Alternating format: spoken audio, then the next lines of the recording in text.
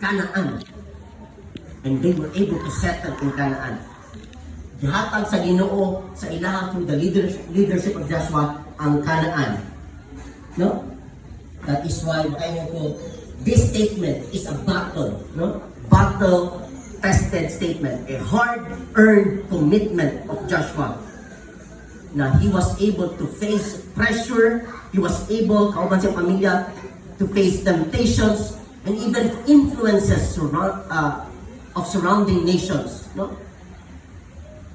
Wala lang niya gistorya na statement in public, no? In public, na proud kayo siya ngayon, daghan kay mga leaders na maay kay in public, but when you look at sa ilang private life, no? They are a failure. Si Joshua, wala lang niya i-declare in public, but he led his household to do the same. He led his household to serve the Lord with him.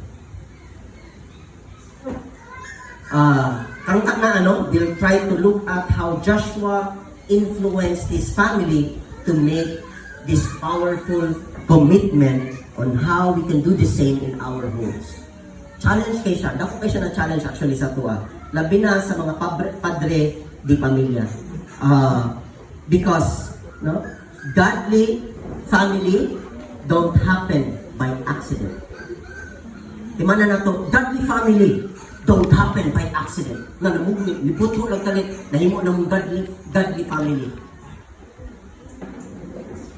They are built intentionally, they are built faithfully, and they are built courageously.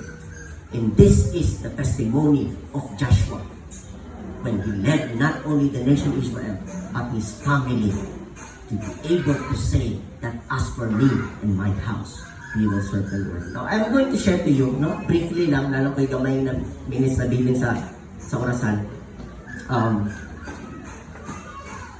Three things siguro na kanang gibuhat ni Joshua nga he was able to lead his family to say, as for me and my house, we will serve the Lord.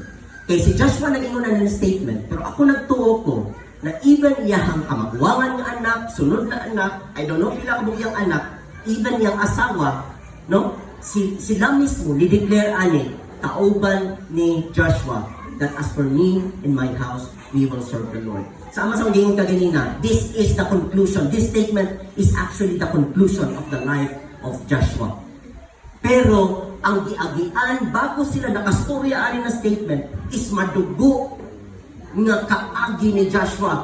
Giunsa niya siguro ang iyang toddler, giunsa niya pag matuto para mahimong mahadlukon sa ginikanan, para pag-abot niya ang adolescent, na wala siya problema kung saan niya paggiya, no? Okay, magkadako ang ginikanan, magkalayo, more on coaching na lang, hantod mo abot sa point na ang ginikanan, pagdako na siyang anak, more on cheerleader na lang. No? Di ka na siya sa, remember mo sa lesson ni OJ, muna, next week, magkikambyo niya po kay Bro OJ, kay, ningon na si Pastor na nayakin niya kay Bro OJ, ako may Sunday school, tungkol kay, what he is sharing to us, no? With this series of lessons is very, very important. Kini ako more on the bigger picture kay Bro OJ, the details. And muna siya ang madugo na proseso na dili ta gusto undergo. Dagdag ginikanan, dili gusto mo bunang sa anak.